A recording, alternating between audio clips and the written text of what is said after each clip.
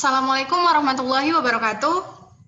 Waalaikumsalam warahmatullahi wabarakatuh. Gimana kabarnya anak-anak, pada sehat hari ini? Alhamdulillah sehat. Ini partisipannya lumayan banyak, ada 22 orang ikut host dan Miss. Ya, berarti kalian totalnya ada 20 orang yang mengikuti Zoom hari ini. Jadi, Miss harap semuanya pada semangat biar kita bisa melanjutkan pembelajaran kita hari ini. Ya, kira-kira gimana ujian hariannya di psikologi? Sudah dikerjakan semuanya mengenai protista? Sudah, Miss. Sudah, Miss. Susah soalnya, enggak kan? Lumayan, Miss. Lumayan, Miss. Lumayan. Mudah-mudahan nilainya bagus ya. Nanti Miss cek. Miss belum rekap. Jadi hari ini kita akan memasuki bab baru. Menurut kalian bab apa yang akan kita masukin hari ini? Ada yang tahu? Fungi, Miss. Benar ya? Fungi atau jamur. Jadi Miss langsung aja. Sebelumnya PPT Miss sudah kelihatan? Belum, Miss. Belum? Oke, sebentar.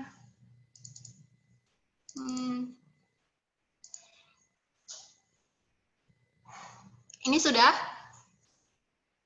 Sudah, Miss. Sudah, Miss. Oke, jadi hari ini kita akan membahas mengenai Kingdom Fungi. Kalau dibilang mengenai Kingdom Fungi atau kerajaan dari fungi gitu kan, arti kata fungi sendiri sudah pada tahu belum mengenai apa? Di sini jamur, benar ya. Jadi hari ini kita akan mengetahui nih karakteristik fungi itu sendiri. Yang mana sih yang dikatakan sebagai fungi atau fungi itu atau jamur yang kita kenal itu selalu nggak yang kita konsumsi aja atau ada jenis-jenis fungi lainnya gitu ya. Nah, terus kita juga harus tahu struktur dari tubuh fungi sendiri, gitu ya. Nah, kira-kira kalau misalnya dari gambar yang Miss tampilkan ini, kalian tahu nggak ini apa? Kenapa sih sama kulit dua orang yang ada di sini? Panu. Menurut kalian, apa sih penyebab panu tersendiri? Jamur, Miss. Jamur ya. Oke, kalau misalnya gambar yang ini mengenai apa?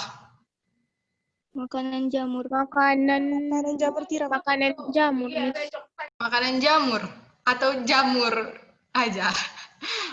Hasil produk makanan olahan dari jamur. Jadi dari sini aja, dari beberapa foto yang barusan Miss tampilkan, kita tahu bahwa jamur itu banyak jenisnya kan? Iya, Miss. Banyak jenisnya, benar ya. Ada yang uniseluler dan ada yang kalau bisa dilihat secara dengan mata telanjang, istilahnya makroskopik atau multiseluler. Jadi untuk pengenalan jamur, Miss rasa kalian sudah tahu mana yang disebut jamur. Langsung aja ke apa sih arti fungi sendiri. Kalau kalian masih ingat tentang sistem klasifikasi kemarin, kita kan ada membahas mengenai sistem klasifikasi dari beberapa mikroorganisme kingdom-nya. Nah, di sini Miss akan membahas mengenai kingdom fungi itu. Masih ingat kan bahwa digagas oleh Robert Whittaker, deluan protista atau fungi yang dikelompokkan, dibuat jadi kingdom. Protista. Setelah itu Monera atau fungi duluan? Monera, Miss. Monera, terus habis itu baru dapat fungi, benar ya?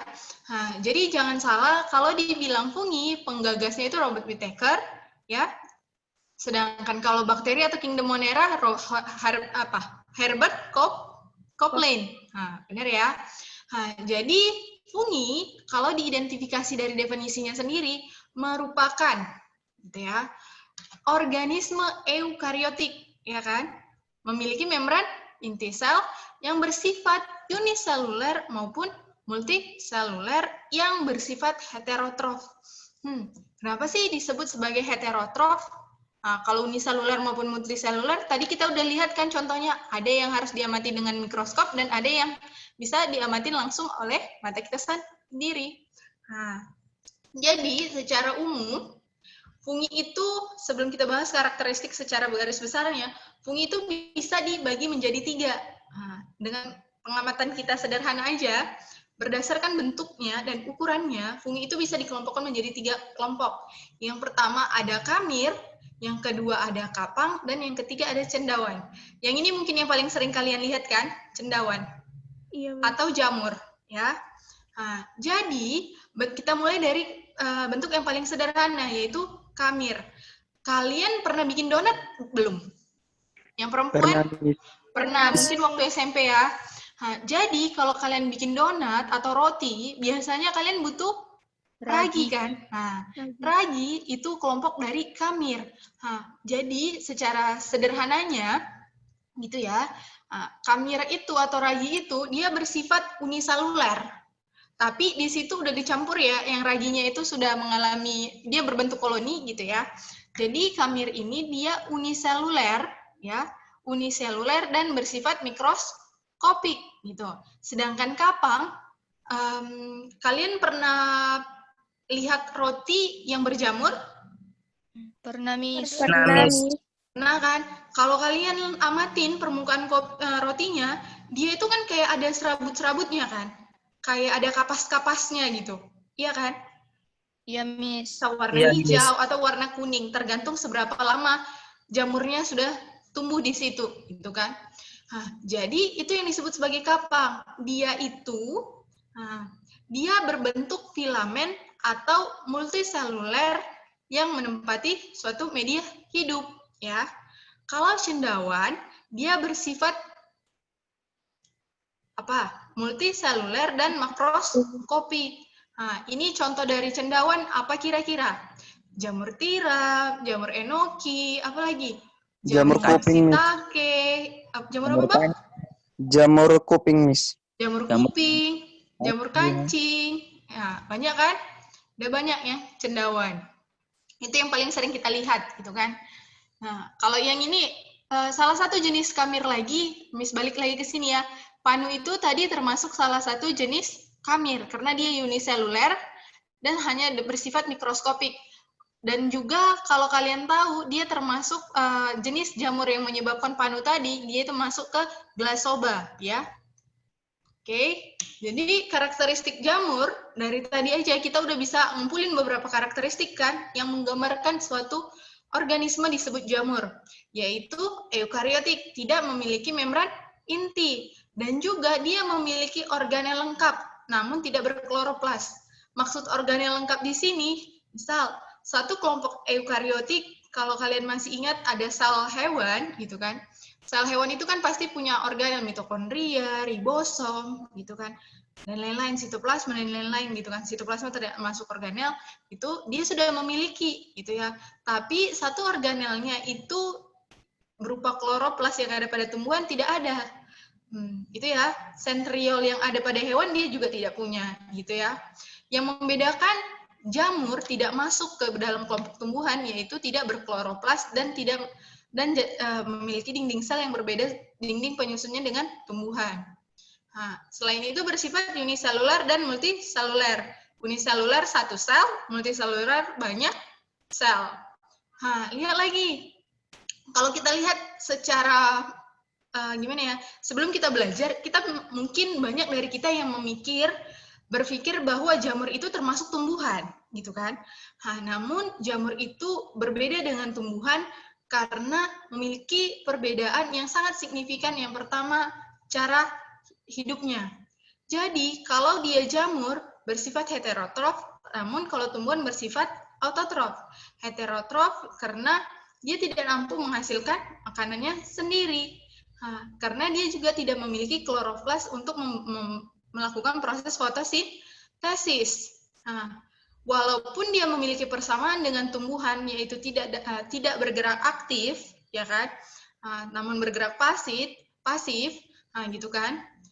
Tapi dia tidak sama dengan tumbuhan karena dia bersifat heterotrof, sedangkan tumbuhan autotrof karena memiliki kloroplas. Dinding sel pada jamur berupa zat kitin. Zat kitin itu dia strukturnya lebih keras, terus siap itu namun bersifat fleksibel. Kalian pernah ketemu sama ini enggak? Serangga yang punya bagian eksoskeleton. Contohnya misalnya kecoa. Pernah lihat bagian sayapnya kecoa? Pernah, Miss. Pernah. Pernah, Miss. Jadi bagian sayapnya kecoa itu, dinding penyusunnya itu sama-sama dinding sel dari jamur, sama-sama zat kitin. Dia sifatnya keras dan fleksibel, gitu ya. Jadi apalagi ciri lainnya dari jamur? Jadi kalau jamur itu tubuhnya yang multiseluler tersusun atas hifa yang akan berkumpul membentuk miselium. Yang gimana lagi tuh, Miss? Nah, di sini kita masuk ke struktur tubuh fungi sendiri atau jamur. Di sini ada 2 jenis yang akan Miss terangkan. Sebelum kita bahas mengenai ini, Miss akan jelasin mengenai hifa. Miss tanya, baju kalian itu tersusun atas apa? Benang, Miss. Benang. Jadi, kalian bisa ibaratkan hifa ini merupakan seperti benang. Kenapa Miss bilang gitu? Sebab hifa ini merupakan satu untaian dari bagian jamur, gitu ya. Yang nanti akan berkumpul membentuk miselium. Jadi kalau misalnya Miss ambil garis, Miss buat garis ini dari sini ke sini, cabang utama ini disebut sebagai hifa. Namun kalau sudah sekelompokan ini disebut miselium. Jadi kalau Miss ambil lagi garis yang ini ke sini, ini disebut hifa. Namun kalau satu gerombolan ini disebut miselium. Soalnya miselium itu merupakan kumpulan dari hifa ya. Kira-kira paham? Paham, Miss. Paham, Miss. Jadi, udah tahu ya konsepnya. Jadi ini struktur dari tubuh jamur sendiri. Ini yang uniseluler. Jadi jamur uniseluler ini dia itu memiliki hifa yang ada 2 karakter. Bisa hifa senositik dan hifa bersekat. Hifa senositik disebut juga hifa yang tidak bersekat. Gimana lagi, Miss? Jadi ada perbedaan yang sangat signifikan. Kalau dari namanya pasti kalian sudah bisa bedakan kan? Dari gambar ini juga. Bersekat dan tidak bersekat atau disebut hifa senositik. Kenapa Miss bisa ada yang bersekat dan tidak bersekat? Soalnya dia mengalami cara pembelahan yang berbeda. Kalau yang hifa senositik atau tidak bersekat, ini mengalami pembelahan sitoplasma tanpa pembelahan inti sel tanpa diikuti pembelahan sitoplasmanya. Lihat. Dia mengalami pembelahan inti sel. Lihat, inti sel yang seharusnya cuma 1 kalau di uniseluler, malah jadi banyak inti selnya. Namun kalau diperhatikan, tidak ada batas pemisah atau sekatnya, karena tidak mengalami pembelahan secara sitoplasmanya, gitu ya. Sitoplasmanya tidak ada pemisah. Namun kalau hifa bersekat, sitoplasmanya mengalami pembelahan yang membentuk sekat atau septum. Yang ini. Jadi, kalau sudah seperti ini, berarti ini merupakan multiseluler. Ya. Ini multiseluler, soalnya dia sebenarnya udah terdiri dari beberapa sel yang terorganisasi dan memiliki pori, sehingga transport, baik itu transport makanan maupun transport organel dapat berlangsung, sehingga disebut multiseluler. Gitu ya. Lihat di sini. Di sini ada perbedaan struktur tubuh fungi dari yang uniseluler dan multiseluler. Seperti yang kita tahu, uniseluler 1 sel. Kalau multiseluler banyak sel, gitu kan? Namun ada yang harus kalian perhatikan, bahwa kelompok fungi biasanya itu hidup berkoloni. Ini kan sebenarnya 1 sel, namun dia berkoloni hidupnya. Jadi dia uniseluler berkoloni. Tapi kalau misalnya nanti dia ini sudah mengalami mengalami pertukaran zat, dia itu akan membentuk multiseluler, jamur multiseluler dengan struktur tubuh yang lebih kompleks, gitu ya. Jadi kalau misalnya dia yang kita sering lihat, yang ukurannya lebih besar, yang multiseluler, kalau kalian tahu, bahwa struktur tubuhnya itu ada beberapa jenis. Jadi kalau fungi itu alat reproduksinya itu berupa, kalau misalnya di tumbuhan, kita membutuhkan biji kan untuk dapat tumbuhan membutuhkan biji untuk dapat melakukan proses reproduksi. Namun kalau di jamur dia membutuhkan spora. Spora ini dapat dihasilkan dari bagian tubuh buah yang warna merah ini, fruiting body yang akan menghasilkan spora. Jadi bisa juga disebut bahwa tubuh buah ini merupakan alat penghasil sporanya, gitu ya. Bagian apa lagi yang ada? Bagian yang sering melekat pada substrat baik itu tanah maupun pohon yang sudah mati, yaitu miselium vegetatif. Miselium vegetatif ini fungsinya mirip sama akar. Akar fungsinya apa? Menyerap nutrien kan? Jadi karena dia menyerap nutrien, dia ini disebut sebagai miselium vegetatif sebab tidak dapat melakukan sistem reproduksi. Kalau misalnya bagian tubuh buah ini termasuk miselium tidak? Tidak. Iya, Miss. Benar ya? Iya. Jadi semua bagian ini termasuk miselium. Tapi secara garis besar dibagi miselium vegetatif dan miselium generatif atau tubuh buah. Kenapa bisa dibilang gitu, Miss? Soalnya dia memiliki fungsi yang berbeda. Kalau miselium vegetatif, fungsinya otomatis untuk menyerap nutrien. Tidak ada melakukan reproduksi gitu kan. Namun yang tubuh buah karena menghasilkan spora sebagai penghasil spora atau untuk alat untuk dia dapat bereproduksi gitu ya. Yang kapang, coba lihat yang ini. Dia menghasilkan spora juga.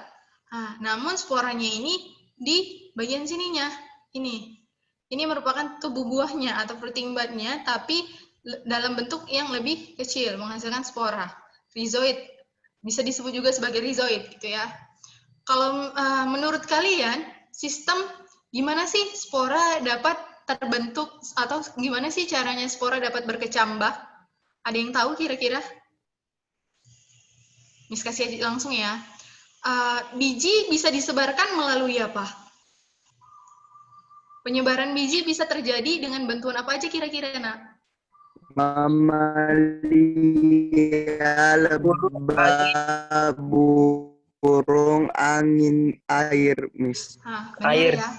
Jadi sama halnya dengan tumbuhan, fungi juga kayak gitu. Jadi dia dapat berkecambah atau membentuk individu baru, gitu kan istilahnya. Itu harus dengan bantuan yang tadi, sebab mereka kan nggak bisa bergerak. Jadi gimana caranya persebarannya bisa terjadi dengan bantuan angin, hewan lainnya, ataupun air, gitu ya. Dibawa sporanya tadi, sehingga mengalami perpindahan tempat, gitu ya. Kira-kira sejauh ini paham untuk struktur tubuh fungi?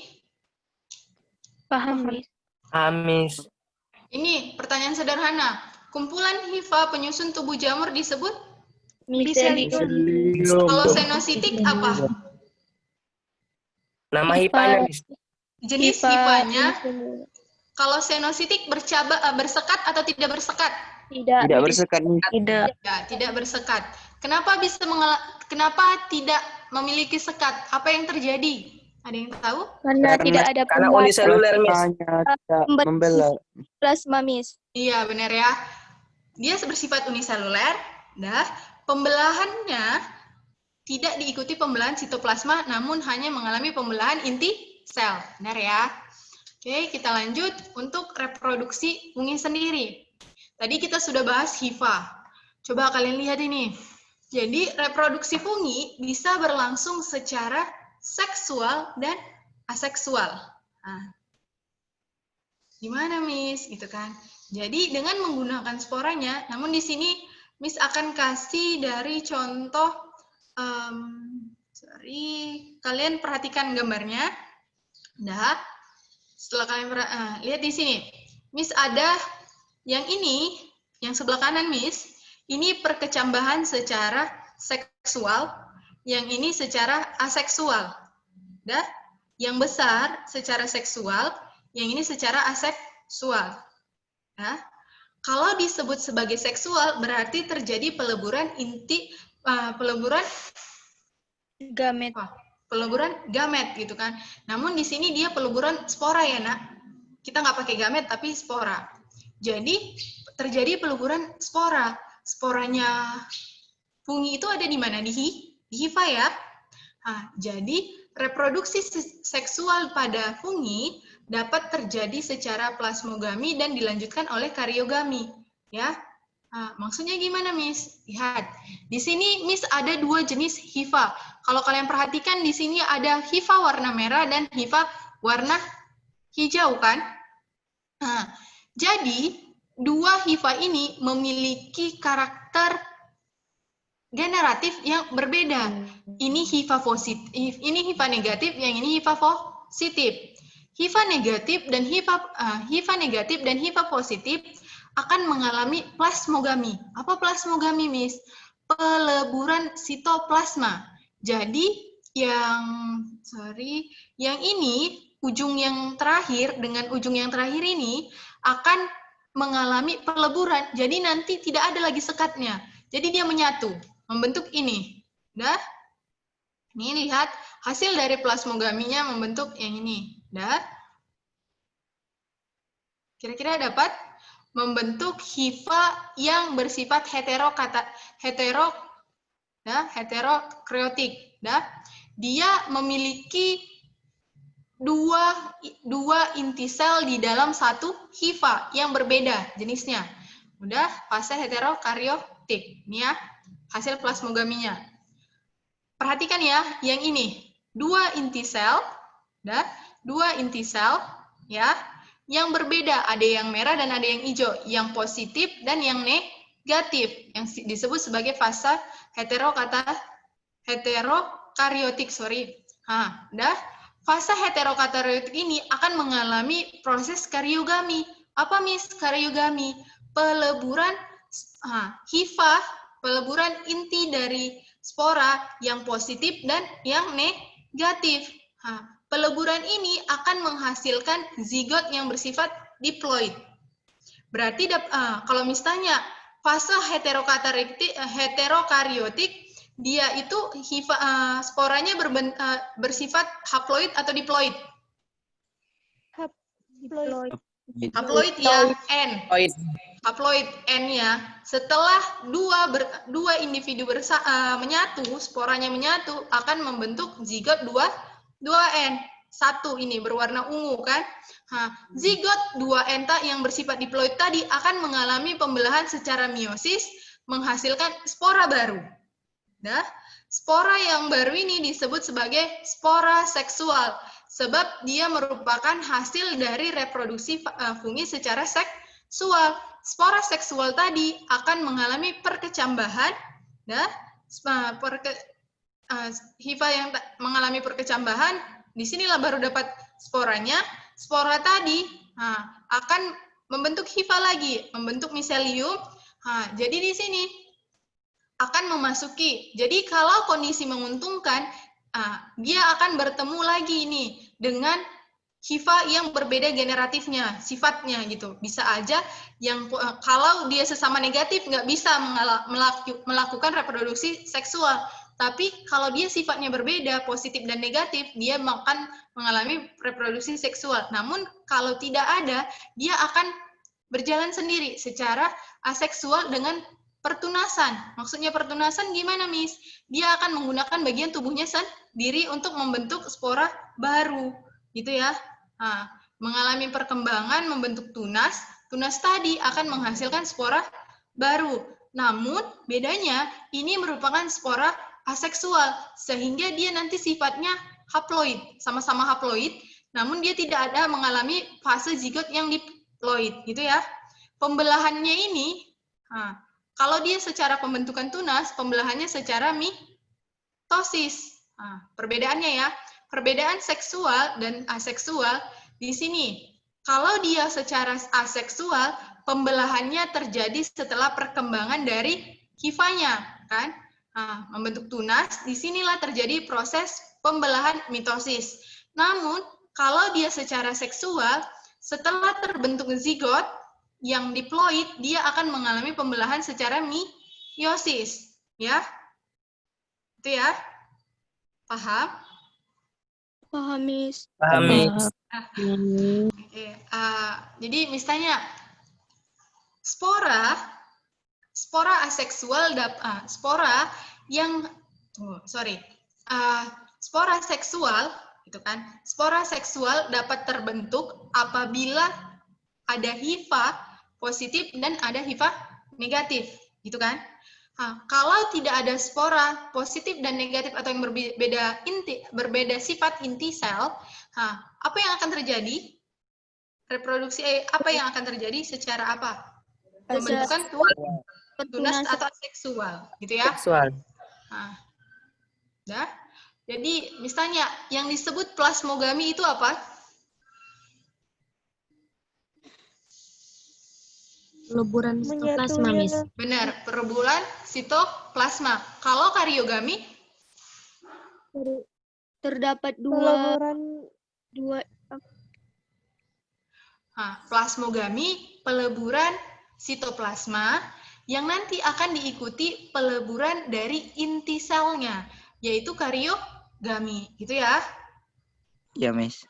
Oke, membentuk zigot 2N yang akan berlanjut mengalami pembelahan secara meiosis, menghasilkan hifa baru yang akan menghasilkan spora seksual, mengalami perkecambahan, membentuk hifa lagi, dan miselium, gitu ya. Oke. Untuk reproduksinya, Miss anggap sudah paham. Sedangkan untuk habitat fungi sendiri, dia dapat secara hidup di lingkungan yang berair maupun yang darat, hidup di darat, terestrial, tanah yang lembab, banyak serasa daun, ya kan? Sungai, daun, dan lain-lain, gitu kan? Di sini bisa aja dia tumbuh di roti, baik kulit manusia, gitu. Tapi dia harus bersifat lembab, ya. Terus di sini cara hidup dari fungi, dia bisa cara hidupnya bisa secara saprofit, parasit, mutualisme. Maksudnya gimana, Miss? Kalau dia bersifat saprofit, gitu kan? Fungi dia itu dekomposer tidak? Kalau misalnya. Iya, Miss. Iya, Miss. Dekomposer ada yang tahu arti dekomposer? pengurai, Miss. Pengurai. Iya. Benar ya? Makanan. Kebanyakan dari kelompok fungi, dia itu bersifat saprofit, yaitu yang dapat berfungsi sebagai dekomposer, pengurai. Dia mampu mengubah mengubah organik menjadi anorganik, gitu kan? Jadi dia itu kalau dia cara hidupnya secara saprofit, dia akan melekat pada pada substrat yang sudah mati, gitu kan? Dia menggunakan nutrien dari sisa-sisa organisme yang sudah mati tadi. Disitulah terjadi proses penghasilan enzim hidrolitik sehingga dia dapat melaksanakan fungsinya sebagai dekomposer, ya. Selain itu ada yang parasit. Yang parasit ini contohnya tadi panu, ya kan? Dia merugikan organisme inang, ya kan? Jadi kalau dia parasit, biasanya hifanya itu memiliki bentuk modifikasi berupa haustorium yang ini, atau disebut sebagai haustoria, penyerapan nutrien inang. Ini biasanya banyak ditanam yang jamur melekat pada tumbuhan. Kalau yang mutualisme, contohnya mikoriza. Mikoriza itu dia, kalau mikoriza itu dia nanti jamur melekat pada akar tumbuhan. Kalian pernah lihat akar tanaman anggrek? Pernah, Miss. Kalau kalian perhatikan, akar tanaman anggrek itu kan dia ada bagian putih di akarnya dan mengalami penebalan. Itu bentuk dari jamur, hubungan simbiosis mutualisme antara jamur dengan akar tanaman. Fungsinya untuk apa, Miss? Untuk memperpanjang penyerapan nutriennya, gitu ya. Jadi, mikoriza tadi membantu akar tanaman untuk mencari nutrien yang dibutuhkannya, sedangkan mikoriza tadi dengan menumpangi tumbuhan tersebut, dia mengabsorb atau menyerap nutrien dari tanaman, gitu ya. Saling berganti. Makanya disebut mutualisme. Oke, sekian pembelajaran Miss hari ini. Kira-kira ada pertanyaan?